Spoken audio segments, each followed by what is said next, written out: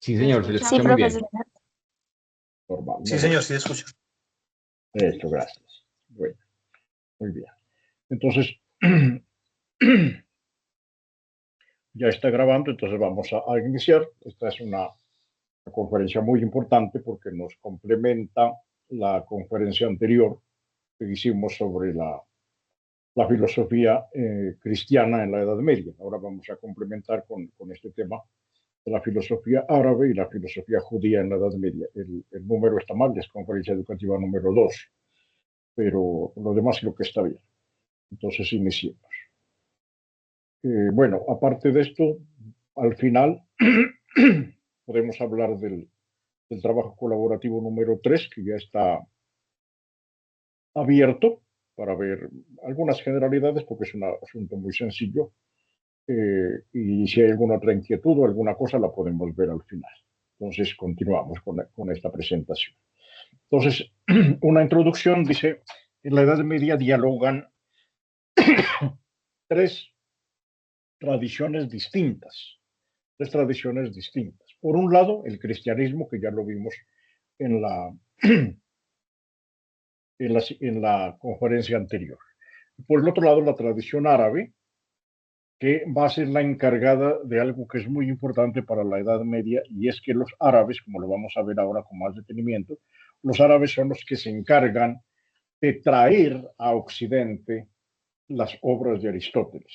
Ese va a ser el gran aporte, el gran aporte de, el gran aporte de los árabes a la filosofía va a ser ese redescubrimiento de la obra aristotélica. No es que no la conociéramos en Occidente, sí la conocíamos, pero incompleta. Faltaban unas obras, otras se habían perdido por causa de las guerras, de los incendios, y otras no se conocían. Entonces los árabes son los que se van a encargar de traerlas, como vamos a ver ahora. Y finalmente tenemos la tradición judía, que busca, como el cristianismo y como el islam, busca de alguna manera armonizar, ¿no es cierto?, integrar, como dice allí, el problema del pensamiento de Aristóteles con los fundamentos de la religión judía. Es la misma preocupación que van a tener los árabes, la misma preocupación que van a tener los cristianos. Este redescubrimiento de Aristóteles, este problema que se presenta de la tensión entre la fe y la razón, va a producir uno de los fenómenos filosóficos más importantes de la historia. Entonces, este sería como una introducción al tema, ¿cierto? Bueno, entonces empecemos primero con el Islam. El Islam tiene prohibido hacer imágenes, una prohibición que está en el Corán. No pueden hacer imágenes de nada. Entonces, ellos desarrollaron una caligrafía muy delicada, muy rica, ¿no es cierto? Todas estas letras con textos del Corán, con alabanzas a Alá, a Mahoma, ¿no es cierto? Ellos van, al no poder hacer imágenes, van a desarrollar la caligrafía. Es más o menos lo que la inteligencia artificial aquí trató de interpretar al proponer esta imagen. Yo no sé si allí dirá algo o no dirá nada, pero es más la idea de la belleza y la armonía de la caligrafía árabe, ¿no es cierto? Entonces vamos a entrar en primer lugar a hablar del Islam. Bueno, la filosofía árabe en la Edad Media va de la mano de grandes filósofos, ¿no? Grandes, no solamente filósofos, la mayoría de ellos, como vamos a ver en unos 3 ejemplos que vamos a poner ahora aquí, la mayoría de ellos eran polímatas, que llamamos, ¿no? O sea, gente que manejaba varias ciencias, como en el caso de los cristianos, por ejemplo, como San Alberto Magno, como San Isidoro de Sevilla, por ejemplo, ¿no? Eran hombres que sabían todo, ¿no? En su tiempo sabían de derecho, sabían de teología, de filosofía, de alquimia. San Alberto fue un gran alquimista, descubrió el arsénico en medio de sus descubrimientos, puso las bases también del método científico, etc. Los árabes también, los árabes son científicos, especialmente matemáticos. Recuerden que los árabes inventaron el álgebra, la trigonometría, ¿no es cierto?, que están a la base, por ejemplo, hoy de los algoritmos. Algoritmo es una palabra árabe en sí misma, ¿no? eran hombres muy sabios, generalmente eran jueces, médicos, eh, grandes profetas del Islam, etcétera. Se desarrollan escuelas, ahí podemos ver a un grupo de filósofos sentados ahí en un lugar, ¿no es cierto? Son escuelas Bagdad, ¿no es cierto? Luego cuando vengan a lo que llamamos España, al Andalus, que lo llamaban ellos, allí van a desarrollar sus propias escuelas, en Toledo, por ejemplo, en Córdoba, ¿no es cierto? Grandes escuelas todavía existen. Estuve yo en España hace un par de años, pude ver una madrasa, pero no recuerdo dónde, creo que en Córdoba. Está allí el edificio donde funcionaba la madrasa, que era la Universidad Árabe en tiempos de la Edad Media. Y bueno, obviamente, hombres del desierto, ¿no? Acostumbrados a la inmensidad y a la soledad del desierto, hombres y mujeres también, porque hubo algunas filósofas árabes también que están acostumbrados a la soledad, al silencio, a la contemplación de la naturaleza, a la inmensidad del desierto, etcétera, ¿no es cierto? Entonces se desarrolla el pensamiento cuando hay unas condiciones como esas. Bueno, continúe. Veamos unas generalidades del Islam. Porque no podemos hablar de la filosofía árabe sin comprender un poco qué es el Islam. El Islam es una religión de origen abrahámico. Eso significa que ellos se consideran descendientes de Abraham. Contradictoriamente, igual que los judíos e igual que los cristianos, las tres grandes religiones monoteístas que llamamos, el Islam, el judaísmo y el cristianismo, tienen como padre fundador a Abraham. Entonces el Islam se considera descendiente de Abraham, es el padre de la fe para las tres grandes religiones. Esta religión del Islam, fundada por Mahoma, en el siglo VII después de Cristo, perdón, siglo VII después de Cristo, es de las tres grandes religiones, de las tres grandes religiones, es la más nueva. Uno pudiera pensar, viendo a los árabes de hoy, que son una religión muy antigua, pero no. Es más antiguo el judaísmo, ya que lo vamos a ver ahora, es más antiguo el cristianismo, porque el Islam apenas apareció en el siglo VII después de Cristo. ¿Qué caracteriza al Islam como religión? El convencimiento de un monoteísmo absoluto. Ellos no permiten, no admiten ninguna división en la persona de Dios. Ninguna. La Trinidad para ellos es una cosa abominable. ¿Cierto? Cuando ellos oyen que los cristianos creemos en la Santísima Trinidad, para ellos es una herejía, ¿cierto? Y se burlan de eso y lo van a considerar mal. Bueno, tienen un libro sagrado, ustedes lo conocen, ojalá lo conozcan. Si no lo conocen, conózcanlo, léanlo. Bellísimo, el Corán, ¿no es cierto? Mucho más, cada quien con sus gustos, ¿no? Yo he leído el Corán y me parece que es un libro más, dijéramos, más armonioso, más organizado, como más uniforme en sus doctrinas que la Biblia. La Biblia se me hace muy enredada desde el punto de vista literario y del punto de vista histórico y todo, mientras que el Corán es como más uniforme, al fin y al cabo obra de una sola mano, ¿no? Lo escribió solamente Mahoma, mientras que la Biblia la escribieron centenares de personas, entonces pues es un poco difícil de comprender, ¿no es cierto? ¿Dónde se origina? En la península arábica, donde está ahora Arabia Saudita. Allí se origina, allí están las grandes ciudades santas del Islam, están allí, que son la Meca y Fátima, ¿no es cierto? Entonces allí se origina, pero el Islam es muy agresivo y se expande rápidamente por todo el mundo. En primer lugar, entra a Persia, lo que llamamos ahora Irán, Irak, ¿no es cierto? Que nos están haciendo bailar ahorita con las guerras. Entonces allí se expanden primero por ese lado, luego van a empezar a moverse por el norte del África, ¿no? Van a ir a Egipto, todo lo que llamamos ahora Túnez, Marruecos, etcétera, se van a extender por ese lado. Y en un momento determinado, ¿no? 1492, serían 500 años, unos 300 años antes, como prácticamente iniciando el Islam, como en el siglo VIII o algo así, el Islam va a pasar por el estrecho de Gibraltar, van a dar el brinco y van a entrar a Europa. Van a invadir lo que llamamos ahora España y Portugal, ¿no? Toda la península ibérica que llamamos va a ser musulmana en su mayor parte. ¿Sí? Van a aparecer allí califatos, ¿no? Y va a haber grandes emires, grandes sultanes, lo que llamamos la península ibérica, y ellos van a llamar a esa porción del mundo árabe, lo van a llamar Al-Ándalus, ¿no? Que terminará por allá después de 8 siglos de dominio árabe en la península ibérica, va a terminar en el año 1492, coincide con el descubrimiento de América, cuando los reyes católicos expulsan de la ciudad de Granada al último emir árabe, ¿no? Boabdil el Chico, que se llamaba, lo expulsan, él se rinde ante los reyes católicos y se va, se tiene que regresar al África, ¿no? Pues a Arabia, por allá, expulsado en una escena bastante dolorosa para el Islam, porque se acabó la presencia árabe en España y de allí pues ya vinieron muchos problemas para el Al-Ándalus, ¿no? Porque los reyes católicos pues hicieron mucha fuerza por unificar España. España no existía, España existirá después, pero hicieron muchos esfuerzos para que la península ibérica se cristianizara y va a haber muchos problemas para los árabes y para los judíos. Pero bueno, ese tema es de otro día.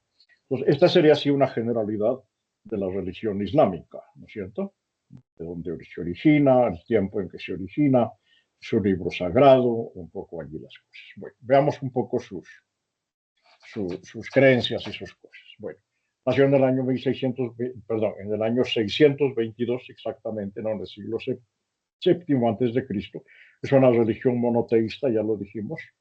La fe del árabe se reduce del musulmán, digamos, porque hay árabes que son cristianos y árabes que son judíos también. Pero la fe musulmana se basa en este credo, dijéramos, ¿no es cierto? Nosotros. No hay más Dios que Alá y Mahoma es su profeta. Eso es todo. No hay más Dios que Alá y Mahoma es su profeta. Principios, como unas leyes, dijéramos, ¿no? Como unas costumbres capitales del Islam son estas 5, ¿no? Primero, el monoteísmo absoluto, ya lo dijimos. Luego, la oración. Un buen árabe reza 5 veces al día dirigiéndose a la Meca. Pone su tapetico, pone su mezquita orientada hacia la Meca y hace sus oraciones, ¿cierto? El ayuno, especial, creo que hoy estaba comenzando el mes del Ramadán, que es un mes sagrado que se agradece a Dios por la instauración del Islam. Entonces todo el mes van a estar en ayuno, más o menos de las 6 de la mañana a las 6 de la tarde, entre el amanecer y el atardecer, van a estar en ayuno. Por la mañana comen un desayuno sencillo, luego están todo el día en ayuno y en oración, y por la noche ya pueden comer alguna cosa un poco más fuerte, pues para poderse sostener. Pero todo el mes estarán en la oración. Es un mes sagrado, el Ramadán. Bueno, el ayuno, ya lo dijimos, la limosna, son gente muy caritativa, ¿no es cierto? Muy caritativos, muy, muy, como dijéramos, muy hospitalarios, ¿no es cierto? Y hospitalarios, eh, muy generosos en las cosas. Esa imagen, esos estereotipos que nosotros nos hemos hecho del Islam son falsos, ¿no es cierto? Son producto de una propaganda cristiana y un poco ahí, pues, de la cosa política y demás, ¿no es cierto? Pero, pero en general, aquí un cambio en la vista, eso ahí, para ver mejor.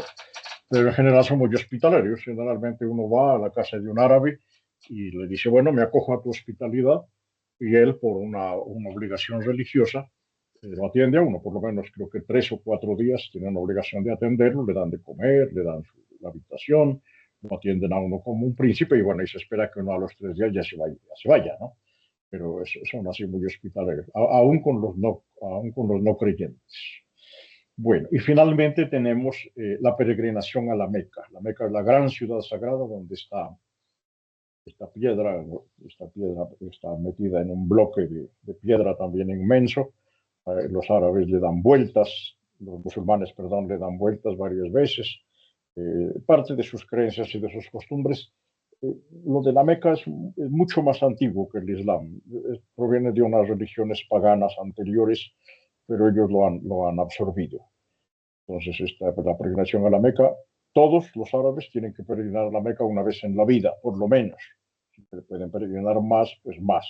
A no ser que sean pobres, enfermos, mujeres solas, entonces pues estarán eximidos de esa obligación. Esos son los principios del Islam. Bueno, ya en la Edad Media, hablando de la Edad Media, los árabes, los musulmanes, van a alcanzar unos altísimos grados de civilización, especialmente en algunas ciencias. Abajo están la medicina, para ser grandes médicos, ¿no es cierto? En la química, ellos se la inventan, la palabra química es una palabra árabe.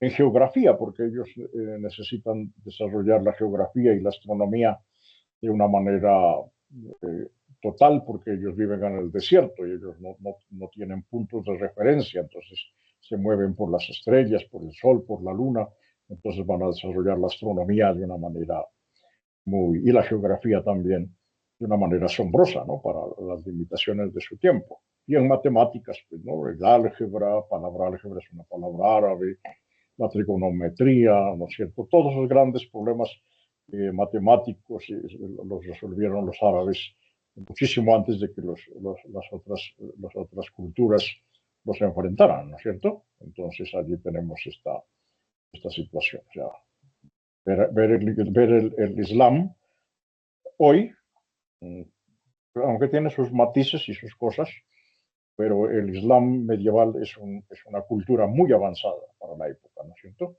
Pues ahí está un gran maestro árabe con sus discípulos, ¿no es cierto?, leyendo el Corán. Bueno, avancemos.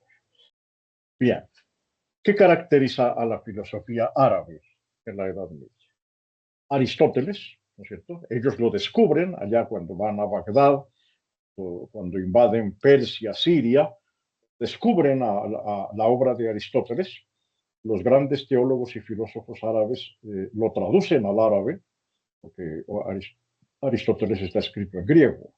Lo traducen al árabe, lo comentan, ¿cierto? Tratan de armonizar, sobre todo la lógica de Aristóteles, tratan de armonizarla con la religión del Islam. Un esfuerzo enorme que van a hacer ellos, antes que los judíos y antes que los cristianos. Ese corpus aristotélico, toda esa biblioteca aristotélica, ustedes saben que la obra de Aristóteles es una obra gigantesca, es sin lugar a dudas el hombre más inteligente que ha habido en la historia, es Aristóteles, ¿no? Jesús puede que sea el más bueno, buena persona y tal, pero en inteligencia Aristóteles le da tres vueltas, ¿cierto? Aristóteles conoce todas las ciencias, explica todos los fenómenos de la naturaleza, de la religión, de las cosas, un hombre de una cultura, no sé, no hay como palabras para expresarlo, ¿no? El hombre más inteligente de toda la historia, indudablemente. Bueno, entonces ese corpus aristotélico que ellos lo han conservado, lo van a traer a Occidente, especialmente cuando entren por el estrecho de Gibraltar a lo que hoy llamamos España y Portugal. Bueno, obviamente el Aristóteles árabe, ¿no es cierto? Ese Aristóteles que reconstruyen los filósofos árabes, se impregna de platonismo, porque los árabes pues son creyentes. Entonces, Aristóteles es más bien como ateo, ¿no es cierto? Más realista, menos idealista que Platón. Entonces, si nos quedamos solo con la explicación de Aristóteles, fácilmente podríamos terminar sin religión. Entonces, lo que hacen ellos es interpretar a Aristóteles, comentar a Aristóteles, y en ese momento se impregna, se contamina la obra de Aristóteles de platonismo. Esto va a ser un problema que van a resolver después cuando Aristóteles llegue a Occidente, es qué hay de platonismo en estas obras de Aristóteles que llegaron de Arabia para purificarlas, para quitar y dejar solamente las ideas de Aristóteles solo. Ese va a ser un problema ahí para las tres grandes religiones, especialmente para lo que llamamos los traductores, que los vamos a ver ahora al final. Bueno, La filosofía árabe nace al intentar solucionar los problemas que ofrece el encuentro del Corán con la filosofía aristotélica. Ahí comienza la filosofía árabe. De la misma manera que allí va a comenzar la filosofía judía, cuando los judíos traten de conciliar el pensamiento de Aristóteles con, con la Torá, con la ley, ¿no es cierto? Y los cristianos también, la filosofía cristiana va a aparecer cuando los filósofos cristianos empiecen a enfrentar el problema de las relaciones entre Aristóteles y la Biblia y los dogmas de la religión católica.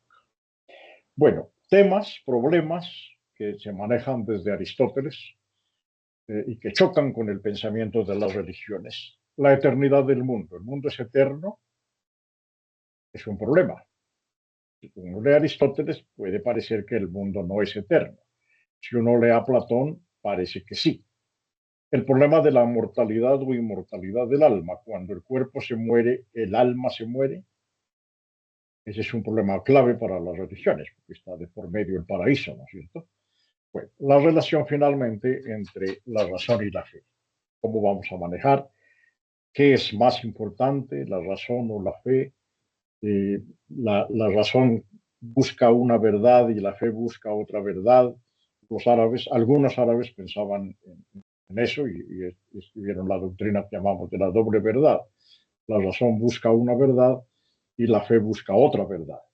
Mientras que para otros, como Santo Tomás de Aquino, por ejemplo, la razón y la fe no pueden buscar dos verdades distintas, sino que la verdad es una sola y a esa sola verdad se llega por dos caminos distintos, por la razón y por la fe. Es la forma en que Santo Tomás lo va a resolver. Después, obviamente, en la filosofía cristiana, ¿no es cierto? Bueno, veamos unos tres filósofos árabes más importantes. En primer lugar, Al-Kindi, ahí están los años, ¿no? 801, 873. Como decía al principio, es un polímata, ¿no? Hombre de saber enciclopédico. Eso significa que conocía todas las ciencias de su tiempo, todas. Es el primer gran pensador, lo apodaban el filósofo con mayúscula, ¿no? El modelo de filósofo árabe.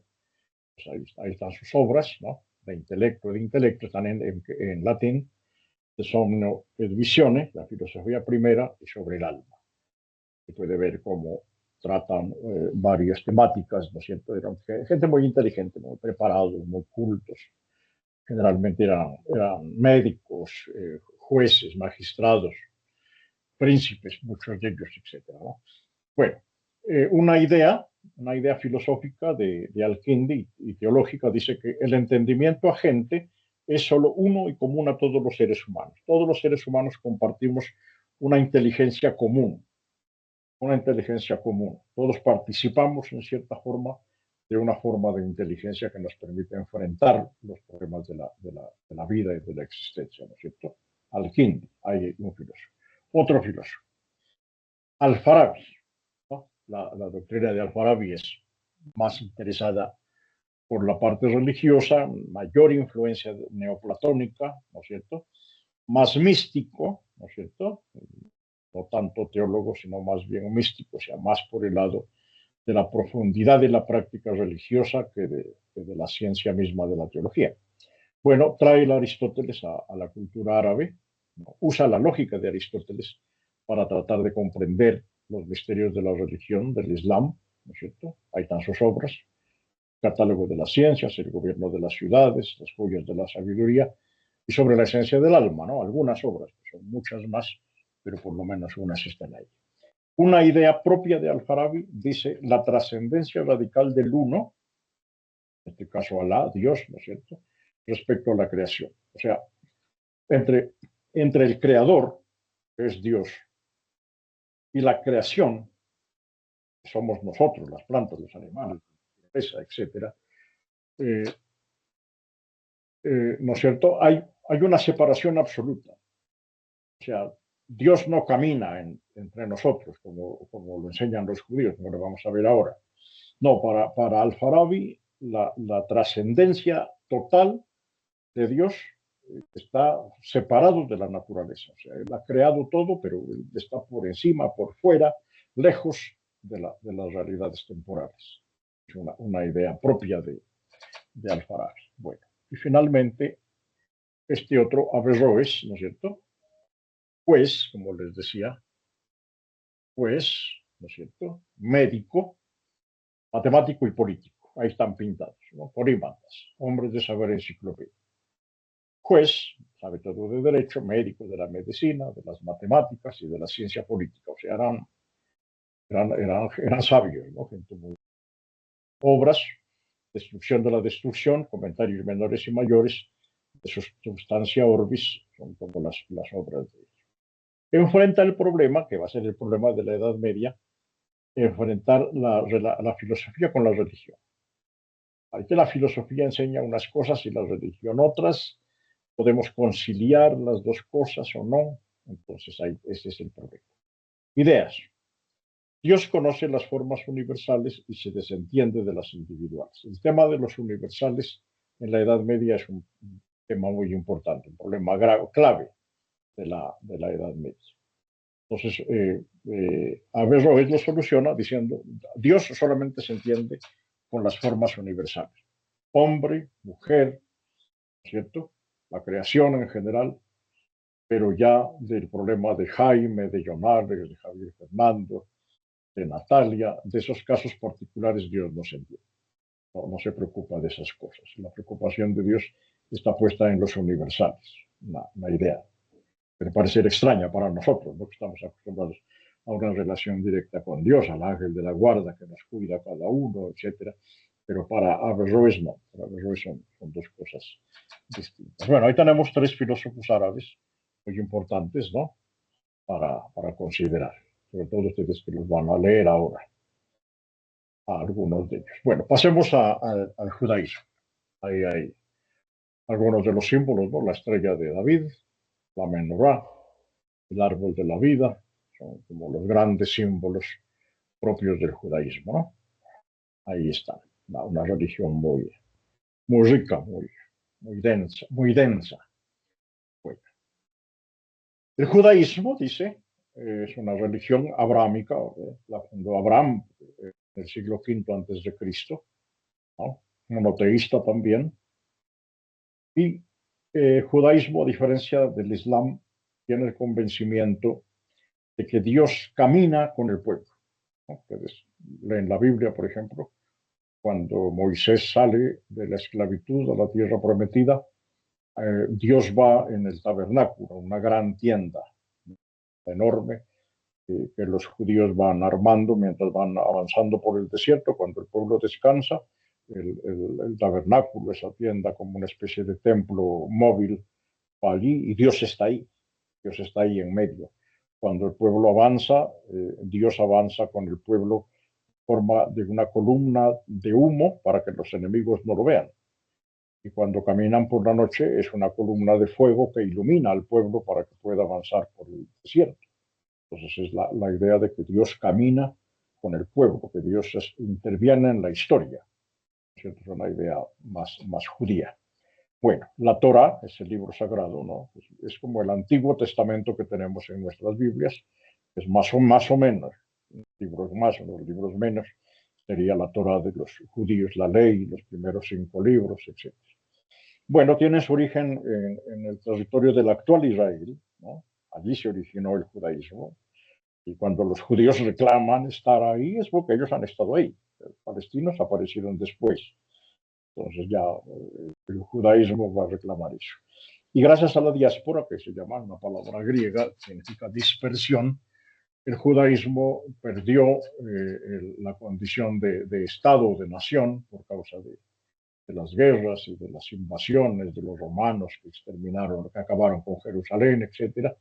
Entonces ellos se dispersaron, se fueron para todas partes. Entonces hay judíos en todas partes del mundo, ¿no es cierto? En Pasto hay judíos, en Cali hay judíos, en Medellín hay judíos, en España hay judíos, en todo el mundo hay judíos, ¿no? Dedicados a los negocios, a la banca, al comercio, grandes mercaderes, generalmente son gente muy rica, y por eso han tenido tantos problemas a lo largo de la historia, ¿no? Entonces ahí está Abraham, caminando por el desierto, Dios le ha prometido que le va a dar un pueblo, a pesar de que es un hombre anciano que no ha tenido hijos, le promete que va a ser padre de una gran nación. Ahí está la imagen, es bellísima, ¿no? La inteligencia artificial interpreta perfectamente, ¿no? A Abraham caminando por el desierto, ¿no? El pueblo va a ser como las arenas del desierto inmenso o como las estrellas del cielo, ¿no? Y ahí están las constelaciones arriba, ¿no? En esta imagen que me parece perfecta, ¿no? La inteligencia artificial a veces le pega duro a las cosas, a veces no, pero en este caso la imagen es perfecta para mostrar a Abraham, ¿no es cierto? Bueno, pues este es más o menos el contexto del judaísmo. Veamos unos fundamentos doctrinales. Se origina en el siglo V antes de Cristo, o sea, estamos hablando de una religión muy antigua, ya estamos en el siglo XXI, ¿no? Siglo XXI más 5 siglos antes, más o menos unos 26 siglos. Es una religión monoteísta, se basa en el Antiguo Testamento de nuestra Biblia, la Biblia cristiana. La historia es la presencia de Dios junto a su pueblo, esa es una idea muy importante. Y los personajes más importantes para el judaísmo son Abraham, el padre de la fe, y Moisés, el gran liberador de la esclavitud de Egipto y el que en última es el que se va a encargar de construir el pueblo de Israel, ¿no es cierto? Abraham y Moisés. Bueno, muy bien. Características de la filosofía judía. La cultura judía se desarrolló en la Edad Media, sobre todo en los países árabes, porque Israel en ese tiempo no va a existir, ¿cierto? Entonces, la filosofía, la cultura judía y la filosofía judía va a aparecer sobre todo en los países árabes, donde los judíos conviven con los árabes. La convivencia entre judíos y árabes, que no siempre es fácil, ha sido, que dijéramos nosotros, como complementaria, ¿no? Los judíos aportan la riqueza, el manejo del dinero, el banco, etcétera, y los árabes los protegen también. Muchas partes. En sus obras, los judíos trataron temas de carácter religioso, se dedicaron a la interpretación de la Biblia. La filosofía judía busca sobre todo tratar de armonizar la razón con la fe. Son muy hábiles, judíos al fin, son muy hábiles para acomodarse a las realidades de los países donde viven.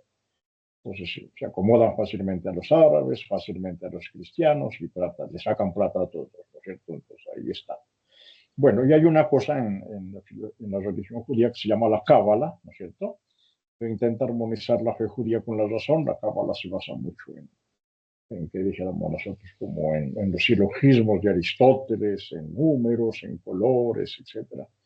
La explicación así como que dijéramos nosotros, como simbólica, ¿no? de la religión. Muy interesante. Una cosa que tienen de propio los judíos. Bueno, veamos un par de filósofos judíos. Avicebrón, ahí está, filósofo y poeta, hispano-judío, nació y vivió en la península ibérica, en el Andalus. Obra principal, Fons Vitae, ¿no es cierto? La fuente de la vida en latín, ¿no? Fons Vitae. Dice que todo está compuesto de materia y forma, como lo enseña Aristóteles, excepto Dios. Dios no tiene ni materia ni forma, Dios es un ser puro. En Dios esas contingencias de la materia y de la forma no se dan. Entonces, eso sí es Dios es un ser en sí, simple, porque es un ser puro, no tiene divisiones por dentro, nada. Extraño, distante del mundo, está lejos, es incognoscible por la razón no lo puede conocer. Para conocer a Dios es necesario pasar a una situación de experiencia religiosa que se llama el éxtasis, ¿no? El hombre puede conocer a Dios a través del éxtasis, saliendo de sí mismo y uniéndose al misterio de Dios. Pues, más místico que filósofo, Avicebrón, ¿cierto? Interesante el hombre ahí. Bueno, Maimónides, más conocido para nosotros, Moisés se llamaba, ¿no? Maimónides, están sus años. Lo mismo médico, ¿no? Es más conocido como médico que como filósofo. Pues médico, filósofo también, teólogo, obviamente, astrónomo, ¿no? Y rabino judío, un líder religioso. Hay una buena imagen de la inteligencia artificial interpretando a Maimónides. Su obra más importante, Guía de Perplejos. Varios autores judíos y varios autores árabes van a escribir obras con el mismo nombre, Guía de Perplejos. O sea, cómo abrir los ojos a los tontos, ¿no? Los perplejos son los que no conocen las cosas, y guía porque los guía. Entonces, preocupación, armonizar la fe y la razón, como todos los filósofos de la Edad Media. Aquí unas ideas de Maimónides, dice, si el texto bíblico, texto sagrado, contradice a la razón, debe tener un sentido alegórico. Hay textos bíblicos que son difíciles de comprender desde el punto de vista científico. Por ejemplo, Gedeón, el juez, en el libro de los jueces aparece Gedeón. Los judíos están ganando la batalla contra sus enemigos, que eran los amorreos, y están ganando la batalla, pero el día se está acabando, ya está oscureciéndose, y entonces la batalla se va a tener que interrumpir, va a tener que seguir al otro día con muchos muertos y demás, y entonces los judíos le piden al profeta que le hable con Dios para que Dios alargue el día. Alargue el día, y así si se alarga el día, entonces será más fácil ganar a los enemigos. Entonces, ¿qué hace el profeta? El profeta le pide a Dios que ayude al pueblo y Dios hace un milagro. Detiene el sol para que el día no se termine. ¿Cuál es el problema para la ciencia? El problema para la ciencia es que el sol no se mueve. La que se mueve es la tierra. Entonces uno dice, allí la Biblia miente, ¿no es cierto? Entonces dice Maimónides, en ese caso, como en otros muchos casos de la Biblia, hay que tratar de comprender que ese texto tiene un sentido alegórico. Significa que Dios protege a su pueblo, que Dios pelea con su pueblo. No necesariamente quiere decir que el sol se haya detenido porque el sol no se mueve. Entonces, ahí hay un problema. Cuando la posición del texto sagrado con respecto a un tema es clara, debemos asumirla, ¿no? Si lo que dice la Biblia es claro, pues lo asumimos, ¿no? Nadie va a discutir contra una cosa evidente. Entonces, si en la Biblia hay una palabra que dice algo que es totalmente claro, totalmente evidente, que se cae de su peso, pues lo asumimos como verdadero y nadie lo va a poner en duda, ¿no es cierto? Aquí no hay más que hacer. Bueno, avancemos. Bueno, esos serían los filósofos. Y luego entramos aquí a un tercer tema complementario que es muy interesante, que es la Escuela de Traductores de Toledo. No es la única escuela de traductores, hay muchas escuelas regadas por toda Europa, por Francia, por España, por Italia. Todos esos nombres son modernos, son nuevos, ¿no? En la Edad Media no existen. En la Edad Media no existe ni España, ni Francia, ni Alemania, ni Italia, ni Suiza. Todo tenía una división política diferente y unos nombres distintos. Esos nombres son nuevos, pero como tenemos que ubicarnos, pues entonces decimos que esta Escuela de Traductores de Toledo, en la actual España, Toledo era la capital del Reino de Castilla, la ciudad más importante de la España medieval. Había otras escuelas parecidas en Francia, otras en Italia, en otras partes del mundo, pero la más famosa de todos es la Escuela de Traductores de Toledo. Allí podemos tener una idea. No era un lugar, no era una escuela, como un edificio, así no era. Era más bien una corriente de pensamiento, ¿no? Una cosa así. En el que confluyen las escuelas de traductores de Toledo, protegidos por los reyes, especialmente por Alfonso X el Sabio, confluyen filósofos árabes, cristianos y judíos, y comparten los libros, comparten conocimientos, hacen traducciones de Aristóteles, producen libros de otras disciplinas de manera muy tolerante, muy pacífica, ¿no es cierto?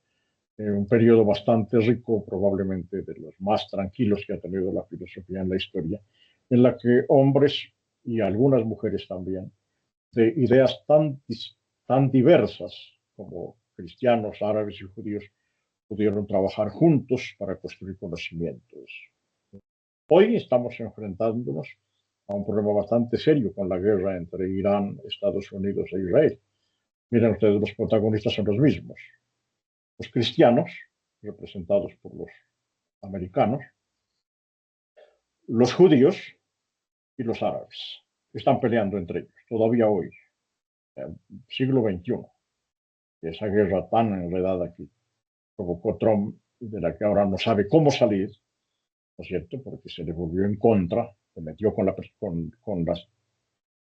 pueblo equivocado. El pueblo de Irán lleva décadas preparándose para la guerra y Trump no precavió que la respuesta de Irán fuera a ser tan dura como está siendo. No se sabe qué va a pasar. Ahí estamos. Trump quiere que todo el mundo entre en esta dinámica de la guerra, sería prácticamente una tercera guerra mundial. Afortunadamente, muchos líderes occidentales están diciendo: esta no es nuestra guerra, no nos inventamos eso, usted se metió en esa vaina, usted vea cómo sale, ¿no es cierto? Trump ahora pretende que todos entremos a la guerra y ahora salió con la tontera de que entre todos tenemos que pagar los gastos de la guerra, como si nosotros lo hubiéramos empezado, o si fuera problema nuestro, ¿no es cierto? Y todo el problema que hay, ¿no? El problema del petróleo, de las riquezas que hay en esos países, etcétera. Entonces, a mí siempre que estoy trabajando en la filosofía medieval, el tema de la escuela de traductores de Toledo inmediatamente me refiere a mí a la situación actual. El problema entre Israel y Palestina es un problema en últimas de árabes contra judíos. Y en el problema de Irán intervienen todos, ¿no? Cristianos, árabes y judíos. Entonces, pareciera como que la Edad Media no se ha terminado. Incluso peor, parece que estuviéramos peor que en la Edad Media, ¿no es cierto? Que la Edad Media pues ya pasó hace 500 años. Ahora en el siglo XXI, con tanto progreso, con tanta cultura, con tanta educación, ya estamos sometidos a este problema tan grave de la guerra, ¿no? Bueno, entonces, ¿qué es la Escuela de Traductores de Toledo? La conquista de Toledo en el año 1085 se la quitan a los árabes, y la tolerancia de los reyes cristianos, especialmente de Alfonso X, ahí está sentado en esta imagen. Alfonso X el Sabio, él va a proteger a los filósofos, sin importar la religión. Entonces él va a ser como el mecenas, va a animar, va a financiar con su dinero, va a financiar las investigaciones de todos estos científicos cristianos, árabes y judíos, ¿no es cierto? Esto produjo pues todo un florecimiento cultural, ¿cierto? Toledo se convirtió en su tiempo en una de las ciudades más cultas del mundo, ¿no es cierto? Generalmente la mayoría de ellos, de estos científicos, se dedican a estudiar Aristóteles, a traducirlo, a comentarlo, a purificarlo, como decíamos, a quitarle rezagos de platonismo que pudieran quedar en las obras, tratar de dejar al Aristóteles solo como lo conocemos hoy. Hoy cuando leemos Aristóteles básicamente tenemos la seguridad de estar ante el texto puro de Aristóteles, tal como lo pensó. Pero ellos, pues cuando tenían Aristóteles, estaba impregnado o de platonismo, de neoplatonismo por los cristianos, o de neoplatonismo por los judíos, o de neoplatonismo por los árabes. Entonces, un problema que va a atender la Escuela de Traductores de Toledo es cómo purgar, eh, el, el, cómo purgar a Aristóteles para quitarle esos añadidos que se le han ido pegando a lo largo de la historia, ¿no es cierto? Bueno, pero no solamente se dedicó a eso, también se dedicó a estudios astronómicos, médicos, científicos. Los médicos occidentales, los médicos cristianos tienen el problema de que la Iglesia Católica no les permite diseccionar cadáveres. Y al no permitirles la disección de los cadáveres, no pueden los médicos saber qué hay dentro del cuerpo humano y cómo funciona, mientras que los árabes y los judíos sí saben. Entonces comparten esos conocimientos y la medicina avanza, ¿no es cierto? La astronomía, la medicina, la arquitectura, todas las ciencias van a enriquecerse a través de este aporte de la Escuela de Traductores de Toledo. Pero no se olviden que no es la única, ¿no? Hay otras escuelas en otras partes, entonces tengan esta idea, es muy interesante. Bueno, bueno, terminamos allí, dice unas conclusiones. El Islam, el cristianismo y el judaísmo son las grandes religiones monoteístas. En la Edad Media estas religiones se enfrentan el problema del redescubrimiento de Aristóteles, que produce como un boom, ¿no es cierto? No sé, como si descubriéramos ahora una cosa, pues a Einstein, u otro científico, ahora se llama Habermas, que se acaba de morir, entonces ahora se puso de moda, etcétera, ¿no? La relación entre la fe y la razón como un problema eh, común a las tres grandes religiones. Y el problema de Toledo, el asunto de Toledo, el fenómeno, digamos, no problema no, sino el fenómeno de Toledo, como un fenómeno tanto de tolerancia como de interculturalidad, eh, que es más común en la Edad Media de lo que nosotros nos alcanzaríamos a imaginar, ¿no? Ya les digo, no era solamente en Toledo, sino en varios lugares de Europa donde se producían conocimientos e intercambios de esta clase entre filósofos, y teólogos y científicos de las tres grandes religiones. Bueno, y luego tenemos aquí para profundizar, tenemos ahí unos videos, ¿no? Que, para que profundicemos un poco en estos temas. Allá yo ya les comparto la presentación para que ustedes puedan hacer el enlace, porque en esta clase de imágenes no se puede. Yo después les comparto por allá porque son muy buenos. Yo los he escogido, ¿no? Les he hecho la curaduría que llama, ¿no? Es ver todos los videos, varios videos a decir estos tres son claves, ¿no? Se llama curar.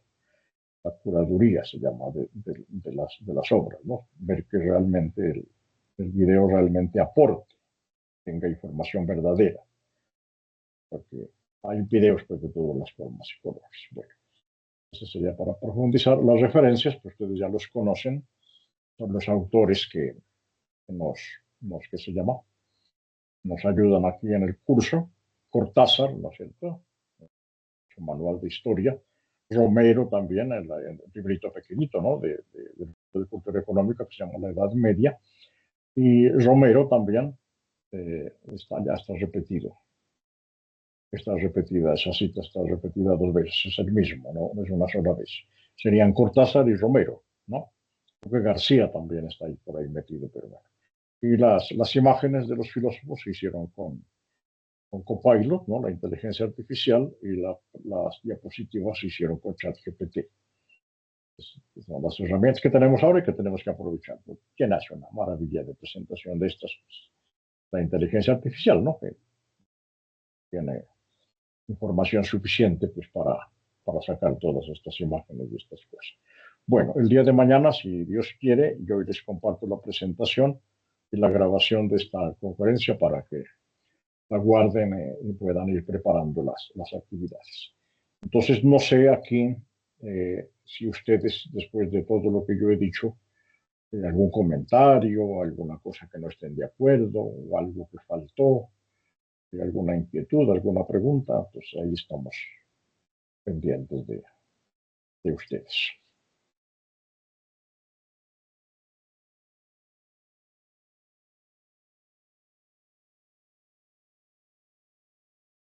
Levantar la mano, levantar, hablar. Eso sí. Bueno, pues yo tímido soy. Ya los he visto más activos. Natalia, por favor. Profe, pues de mi parte, me parece interesante cómo las religiones toman como, o sea, para mí mi mente se me vino como si el inicio de todo literalmente fuera Aristóteles en general y cómo gracias a él se basó las diferentes filosofías para las diferentes religiones. Entonces es algo muy interesante, es algo que llama mucho la atención y sería excelente pues seguir estudiándolo y demás, frente pues a los videos que nos da y nos informa. Pero el resto no tengo pues ninguna pregunta, sino que pues como esta opinión frente a la conferencia que hay. Bueno, muchas gracias, Natalia. Bien. ¿Algún otro estudiante?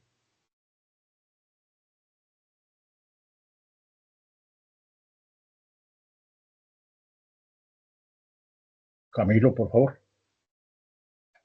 Buenas noches, tutor y compañeros. Profesor, yo particularmente tengo más bien una pregunta para usted.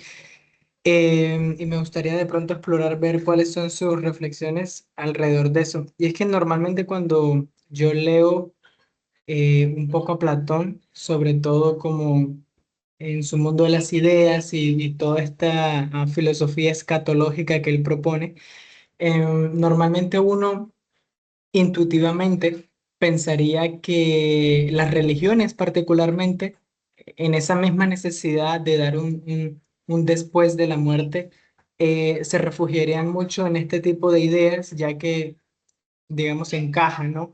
Que es algo que hizo mucho San Agustín al principio. Pero así como mencionó Natalia, y como también lo mencionaba usted a lo largo de la presentación, gran parte de las religiones se influenciaron muchísimo más por Aristóteles, llamándolo en el caso de Averroes, eh, si no estoy mal, el primer maestro. Em, ¿Cuál considera usted que son los factores que llevan a, a las ideas ontológicas acerca del ser primero de Aristóteles a ser superiores a la de Platón? Particularmente en ese concepto del ser primero y en Platón, bueno, del mundo de las ideas, que hace que la religión como que prefiera a Aristóteles que a Platón. Sí, el problema de Aristóteles me parece a mí es clave en la Edad Media porque, claro, las tres grandes religiones, el cristianismo, el judaísmo y el islam, tienen una explicación. Es la explicación que está en los libros sagrados. La Biblia católica, la Biblia, digamos, por decir la palabra, la Biblia judía y en el Corán. Ellos tienen una explicación. Ellos pueden explicar la realidad.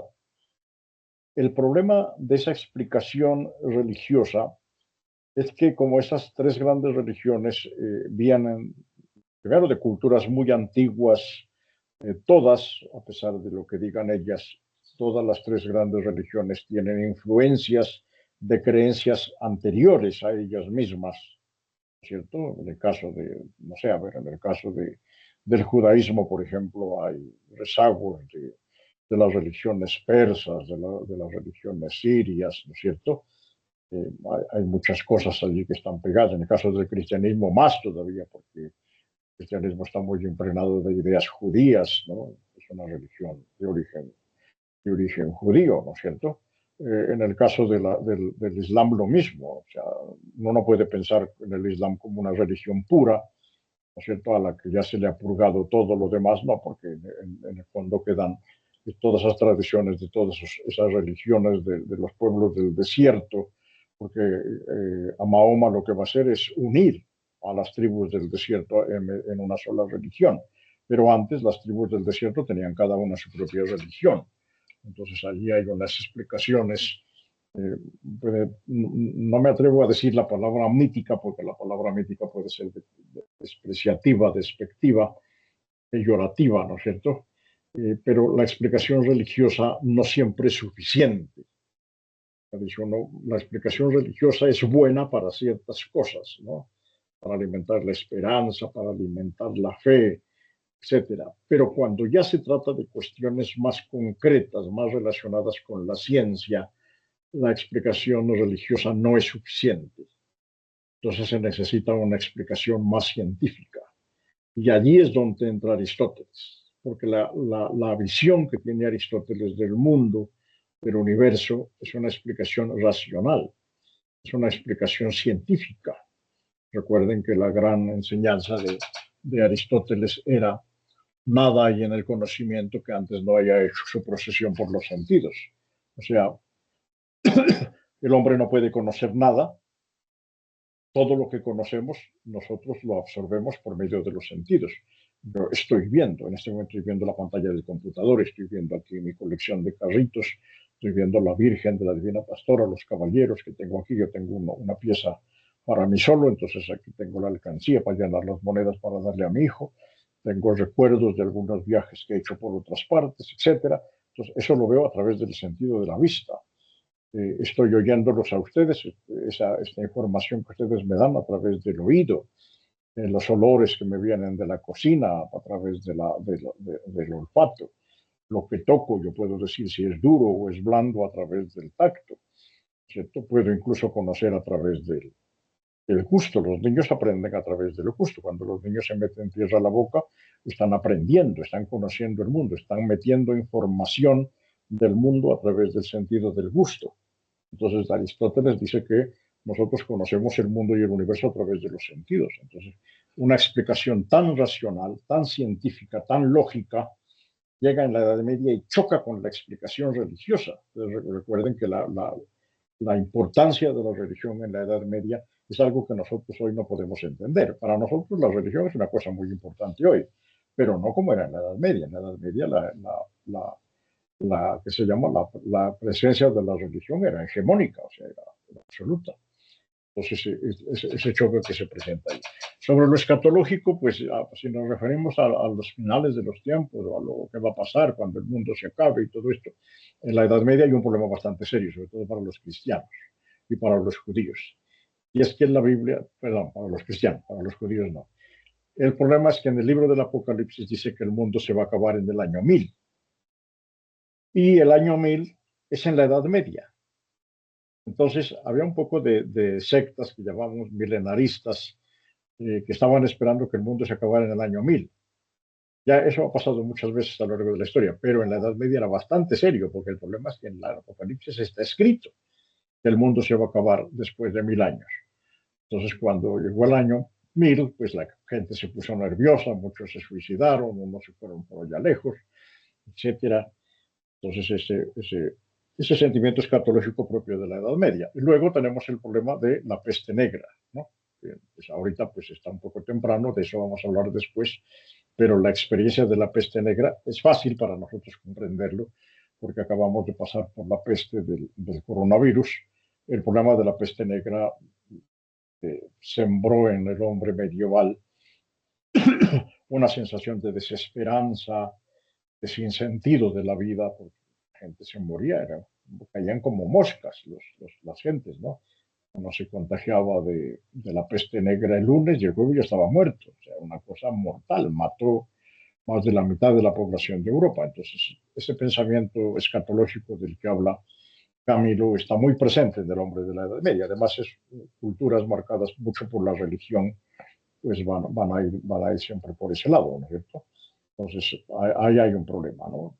Y el choque con Aristóteles, que es tan racional, tan inteligente, tan lógico, que no se deja llevar por nada de estas cosas, entonces, pues, produjo en los filósofos y en los teólogos medievales un choque bastante duro y los obligó a pensar. Yo diría que la humanidad nunca ha pensado tanto como en la Edad Media tuvieron que pensar los filósofos creyentes desde la obra de Aristóteles. No sé si respondo ahí un poco a la cuestión.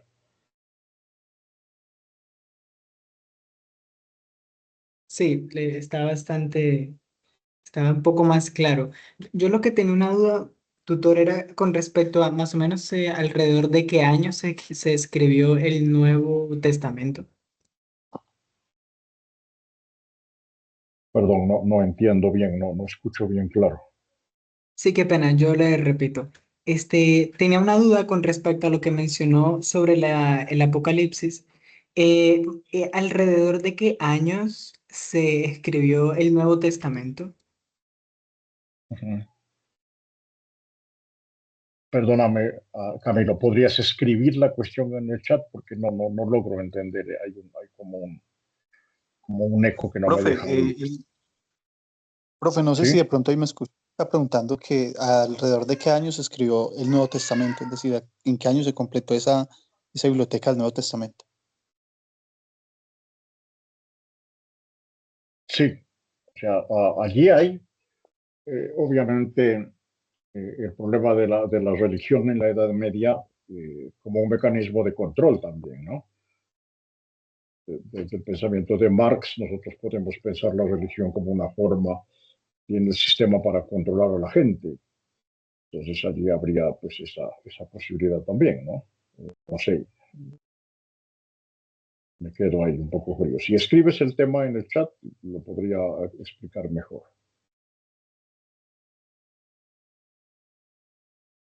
Mientras tanto, si quieren algún otro que quiera expresar sus opiniones mientras Camilo escribe.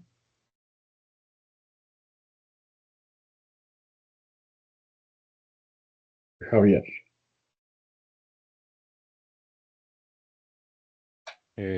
Profesor César, ¿me escucha bien ahí? Sí, señor, ahí sí. Yo quisiera manifestarme un poco sobre la importancia de los filósofos árabes, en el entendido de que la Edad Media, aunque no se crea, le debe mucho al Islam, en el sentido de que se podría decir que los filósofos árabes, al llegar a la península ibérica, como bien usted lo expresó, realizan un esfuerzo y ya traían toda una tradición de las obras. Entonces era una cultura que ya entendía que el hombre era un ser racional, que tenía libertad, que era capaz de, de sobrepasar su realidad si se esforzaba por encontrar una conexión trascendental con la divinidad.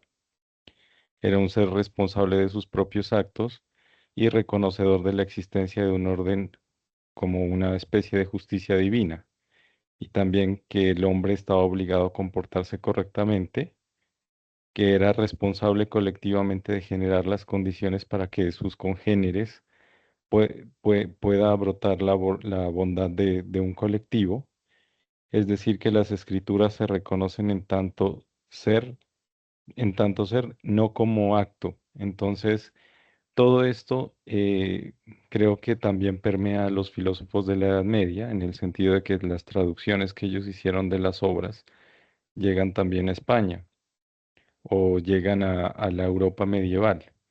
Entonces, no sé, y si me corrige y quisiera hacer esta pregunta, ¿hasta qué punto los filósofos medievales interactuaron con los textos, con el legado que dejan estos filósofos del Islam y se nutren en sus obras y en su pensamiento, y esto también aporta a lo que Europa o a los cimientos que tiene Europa hoy en día?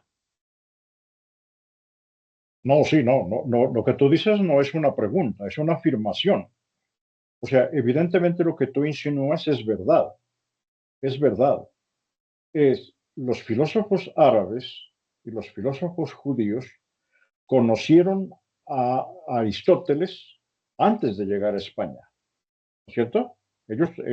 Cuando los árabes invaden Persia, llegan, por ejemplo, a la gran biblioteca de Bagdad, encuentran en la biblioteca de Bagdad la obra de Aristóteles. Inmediatamente se la apropian, se la roban, digamos, pero también se la apropian intelectualmente. La cogen, lo leen, lo traducen, lo comentan y avanzan en el conocimiento. Antes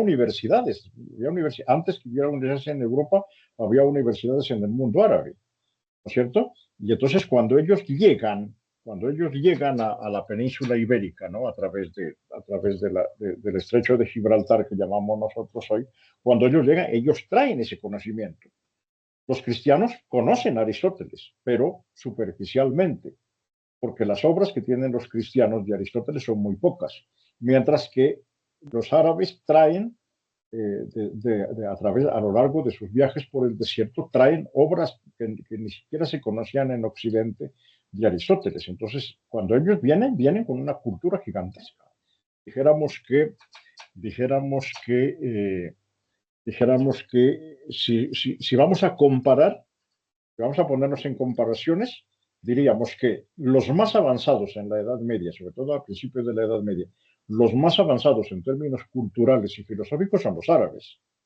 Y después de los árabes, los judíos. Y en tercer lugar, los cristianos. Los cristianos todavía están en pañales cuando llegan los árabes a la península ibérica, ¿no es cierto? Y ahí se produce como dijéramos, ese diálogo intercultural de los árabes, como si les dijeran, ¿ustedes has oído hablar de Aristóteles? Sí, más o menos, pero no estoy muy seguro. Los árabes te dicen, pues venga, te vamos a dar clase. Aquí tenemos las obras de Aristóteles, aquí tenemos todo lo que hemos encontrado en las grandes bibliotecas de Oriente. O sea, evidentemente hay allí una riqueza que nosotros conocemos gracias a los filósofos árabes y que nosotros tenemos ya después, ¿no? Después de todo el tiempo de la Edad Media, y que nosotros tenemos hoy gracias a los monjes, porque los monjes en los grandes monasterios van a conservar la obra de Aristóteles y la van a cuidar y la van a comentar también y nos van a entregar ese tesoro. Los grandes monasterios. A los árabes les debemos el redescubrimiento de Aristóteles y a los grandes monasterios les debemos que se haya conservado la obra de Aristóteles y de otros muchísimos pensadores, porque de otra manera la humanidad sería mocha en términos culturales, en términos de pensamiento. Entonces sí, ahí la razón es que sí. Bueno, me dice aquí David Emilio, me hace entender, por mis audífonos o por mi edad, no escucho bien acá, pero me dice, bueno, ¿cuándo se escribió el Antiguo Testamento? En primer lugar, el Antiguo Testamento no se escribió durante mucho tiempo, porque ustedes deben comprender que un pueblo que camina por el desierto no puede andar cargando muchos libros, sobre todo que en esos tiempos antiguos se escribía o en papiro, que era una cosa muy deleznable, que con las tormentas del desierto, entonces se desaparecía fácilmente, y mucho menos el pergamino, porque los libros de pergamino, el pergamino es la piel del cordero. Se mata al cordero, se lo come uno, se saca la piel, se la extiende, se le quita la lana totalmente primero, después se le hace unos procedimientos con cal, se lo raspa con unas cuchillas hasta que el cuero del cordero queda prácticamente transparente y sobre él se escribe. Eso hace pues una Biblia, dijéramos nosotros, un libro escrito en pergamino. Primero era muy costoso para escribir una Biblia, se necesitaba matar un rebaño entero de corderos y en segundo lugar el peso gigantesco. Entonces al principio no existe la Biblia.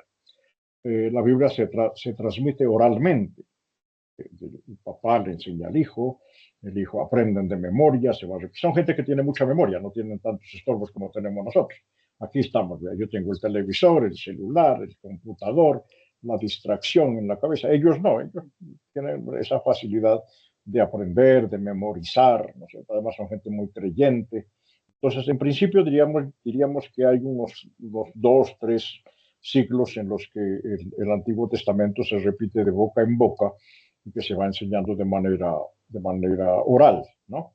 Ya cuando empieza a escribirse, ya los libros, ya en forma como los conocemos nosotros hoy, cuando David, ¿no?, el gran rey, el joven y gran rey de Israel, ya se asienta, ya se funda la ciudad de Jerusalén, la ciudad de Sion, que se llama, ¿no?, la ciudad santa. Cuando ya se asienta el pueblo, ya dejan de vagar por el desierto, ya empiezan a fundar las primeras ciudades, ¿no?, Jerusalén, Sion, etcétera. Entonces ahí sí ya dice, bueno, ahora sí, vamos a sentarnos, vamos a acuerdo todos mayores, que nos dicten, aquí díctenos las cosas de la religión. Y empieza ya a escribirse, ya empiezan las bibliotecas y ya empieza el conocimiento. Yo diría que eso, entre el año 1400, el año 400 antes de Cristo, se empiezan a escribir. Pero básicamente, cuando el rey David se instala ya en Jerusalén, allí sí ya la Biblia se pasa por escrito. Y hay varias tradiciones. Por eso, por ejemplo, cuando ustedes leen el libro del Génesis, ustedes se van a dar cuenta que hay 2 relatos de la creación. Entonces, ¿por qué hay 2 relatos de la creación? Pues porque a la hora de escribir, pues los dos sonaban bien, las dos narraciones eran bien bonitas, y entonces ellos decidieron que se quedaran ambas, porque como eran tradiciones orales, entonces de pronto unos tenían una tradición oral, otros tenían otra, y a la hora de sentarse a escribir, pues dijeron, no, las dos están buenas, dejémoslas juntas, mientras que otras se descartaron, otras se negaron porque tenían una enseñanza que no era del todo ortodoxa, entonces se fue armando el Antiguo Testamento que llamamos nosotros, ¿no?, la Biblia de los judíos. De la misma manera lo han hecho los cristianos, ¿no? Todo ese problema de los evangelios apócrifos, por ejemplo, es eso, ¿no? La comunidad cristiana se sienta y dice, bueno, escribamos los evangelios, cuáles serán más verdaderos, cuáles serán falsos, este tiene una enseñanza extraña, hagámoslo a un lado, esto es apócrifo, ¿no es cierto?, falso, estos otros están bien, entonces vamos. ¿Por qué tenemos 4 evangelios? Son 4 tradiciones distintas, ¿no?, etcétera. No hay un solo evangelio, hay 4, porque los cristianos eran de varias condiciones. Había unos cristianos que eran de origen judío, había otros que eran de origen griego. Entonces, a los griegos se les escribe de una manera, el Evangelio de Juan, por ejemplo. Entonces, a los judíos se les escribe de otra forma, ¿no?, como el Evangelio de Mateo, por ejemplo, etcétera. Sí. Entonces, sí, son cosas así. Y se fueron escribiendo a lo largo de la historia, ¿no? No se escribe de un solo trancazo todo el Antiguo Testamento, sino que se va escribiendo poco a poco, se van descartando, se van quitando, algunas cosas se van perdiendo también. Ya se imaginarán ustedes en esos tiempos con las guerras y los incendios y tantas cosas, ¿no es cierto? Pero yo creo que ahí se responde un poco la pregunta. Lo mismo el Nuevo Testamento se escribirá más o menos unos 100 años después de la muerte de Jesús, como en el siglo II se empezará a escribir, porque al principio también es una narración oral, ¿no es cierto? Entonces, esa sería la idea. Bueno, gracias, Javier. ¿Otra cuestión? Aparte, otra pregunta, otro comentario.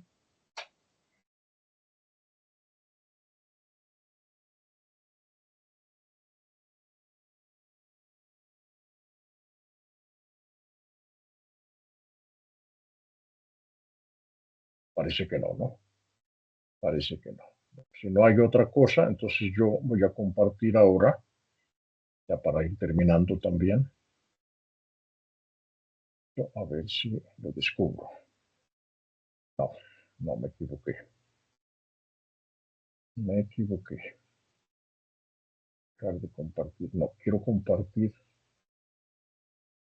la pantalla.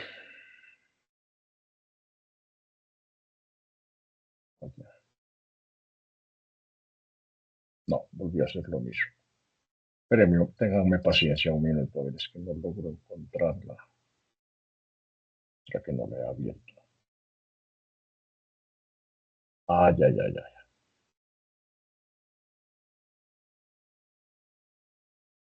Ya, espérenme un minuto.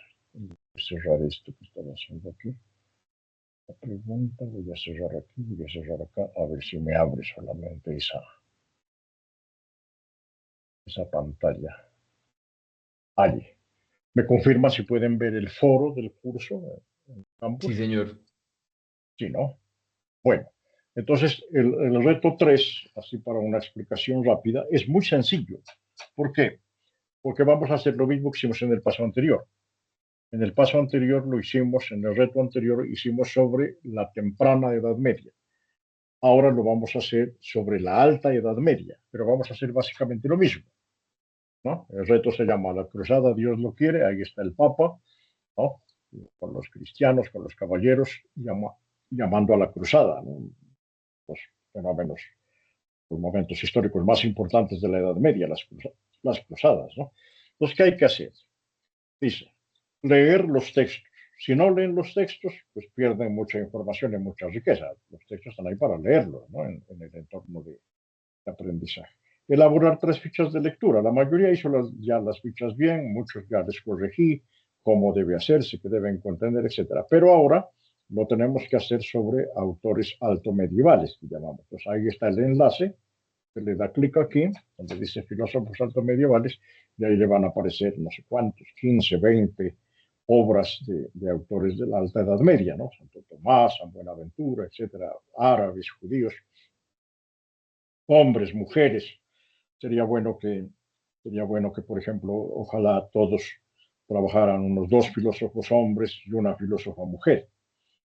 Las hay, ¿no? Hay en la Edad Media, en la Alta Edad Media hay filósofas mujeres, entonces tratemos de traerlas, porque es que como la historia de la filosofía la han escrito hombres, entonces casi siempre se ha dejado a las mujeres por fuera. Pues ahora estamos en esa lucha de hacer visibles a las mujeres filósofas y teólogas medievales, que las hubo muy buenas. En la Alta Edad Media está Hildegarda de Bingen, que es la mujer más culta, más inteligente y más poderosa que tuvo la Edad Media, Hildegarda de Bingen, una monja alemana.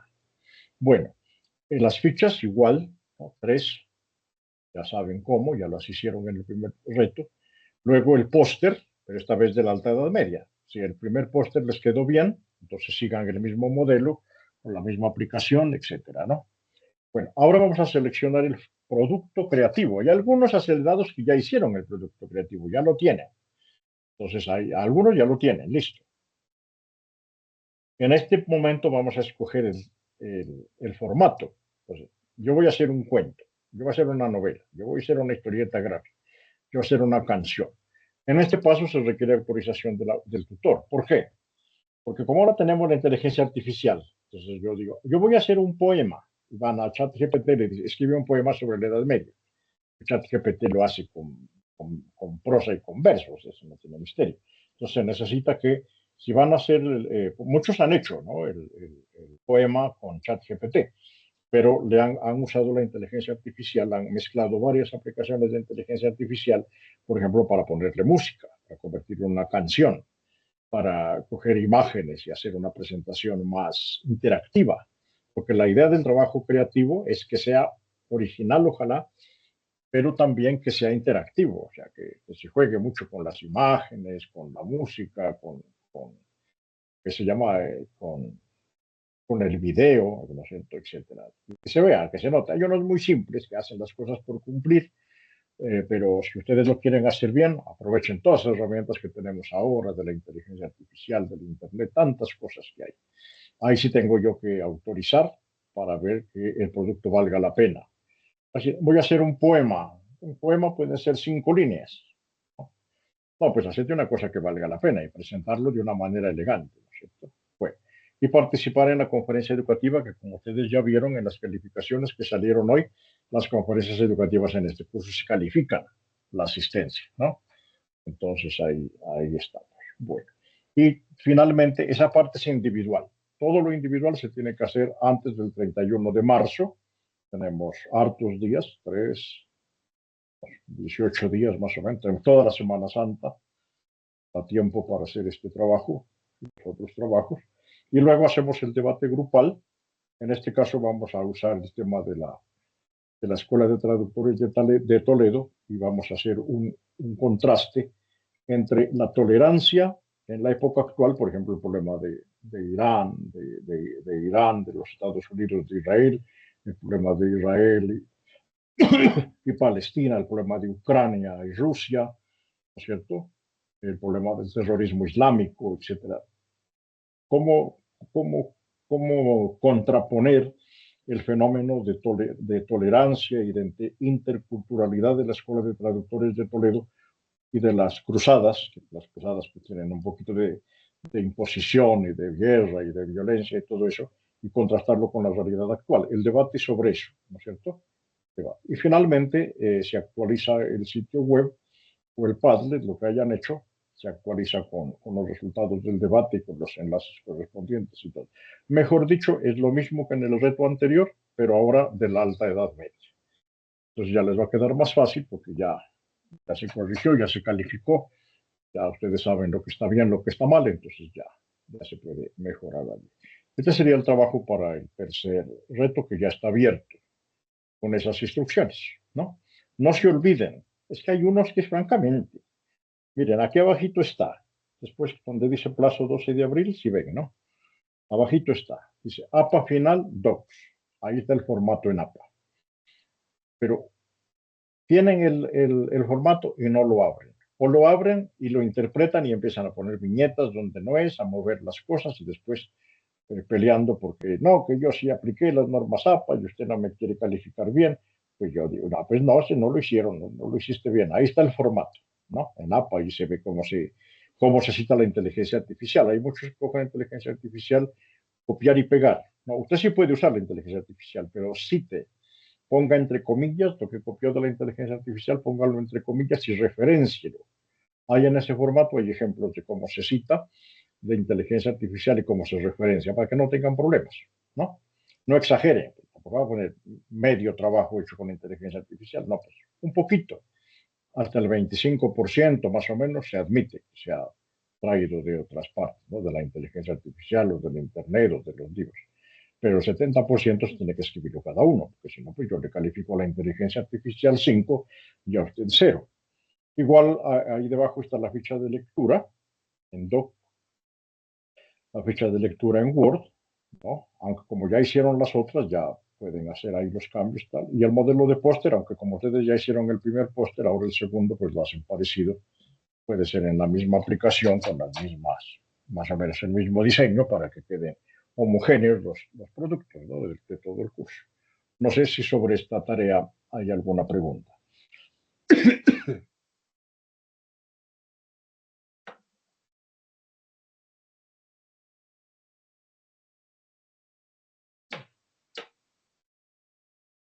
Está claro, ¿no? Camilo levanta la manito, es que está claro. Notaria lo mismo. Sí, es lo mismo, es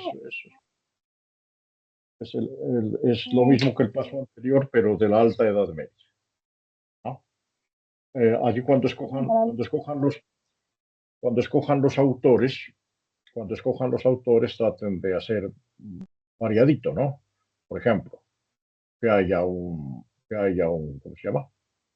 Que haya un filósofo cristiano, un filósofo árabe, un filósofo judío, que haya un filósofo hombre, un filósofo mujer, ¿no es cierto? Para que quede como más rico, porque todos cristianos, pues queda muy cristiana la cosa, todos árabes, pues muy árabe. Pero si cogemos uno y uno, entonces puede hacer un contraste, ¿no? De cómo escriben los unos, cómo escriben los otros, para aprovechando esta riqueza. Bueno, muy bien. Listo. Yo no tengo más que decir. No sé si haya alguna otra inquietud. Revisar las calificaciones. Si tienen alguna duda, pregunten. Si se puede mejorar algo, se puede mejorar. Los que copiaron de inteligencia artificial, hay unos que exageraron. Hay unos que sí se les fue la mano. Hay un hito que me copió el 87% del trabajo de inteligencia artificial.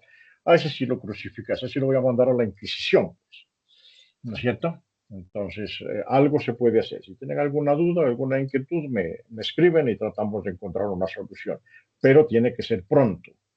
Pronto porque yo tengo plazos, ¿no? Tengo plazos si me acaba la vida, entonces después aparece como a los 2 meses, profe, corríjame la calificación. No, pues ya no puedo hacer nada, ya pasó al registro y control. Hay un momento en el curso, hay un momento en la actividad en que el profesor tiene que cerrar la actividad. El registro y control coge la nota, ya la tiene guardada, entonces ahí ya no se puede hacer nada. Entonces, si se va a hacer algo, tiene que hacerse, ojalá en estos días, 2, 3 días, se puede mirar a ver cómo se ayuda o cómo se hace para corregir alguna cosa que haya quedado mal calificada, porque también puede haber quedado mal calificada. Es el profesor, en el afán de calificar rápido a todos, que puede equivocarse, ¿no? Por ejemplo, ahí me hicieron un reclamo que les puse que no habían trabajado en el foro y había sido que estaba viendo el foro, estaba viendo un grupo y en la calificación era otro grupo, entonces claro, estaba equivocado de grupo. Entonces cuando yo ponía, a ver, Jaime Aranco no ha participado en el foro, claro, que estaba viendo en un grupo que no era, entonces ahí él no existe, ¿no es cierto? Entonces tenía que, me equivoqué y no concilié el foro con el examen. Yo tengo que abrir 2 pantallas para poder ver el examen, el trabajo por un lado, y al lado tener el foro para ver si participó o no participó. Pero si me equivoco, pues ahí descuadro todo. Antes me di cuenta rápido y pude hacer las correcciones. Pero bueno, algún error puede haberse pasado, porque recuerden que el profesor es humano, no es inteligencia artificial calificada. Y la calificación es subjetiva, ¿no? Es subjetiva. Un profesor puede dejarse llevar por un sesgo personal a la hora de calificar, eso sí es innegable. Bueno, muy bien. Si no hay más inquietudes o más preguntas, ya son prácticamente las 8:30. Daríamos por terminada la conferencia. Yo les agradezco mucho la participación y les deseo pues, que descansen bien y que hagamos un buen reto 3 para seguir avanzando en este curso que es tan bonito de la filosofía medieval. Profesor César, compañeros, muchísimas gracias. Feliz noche. Bueno, Que tengan muchas buena gracias. noche, hasta luego. Buenas noches, compañero y tutor. Muchas gracias. Compañeros, profesor, muchas gracias. Bueno, Doctor muchísimas César, gracias. muchas gracias por su tiempo. Que esté muy bien, que descanse. Muchas gracias. Dios les pague. Gracias. Bueno, hasta luego.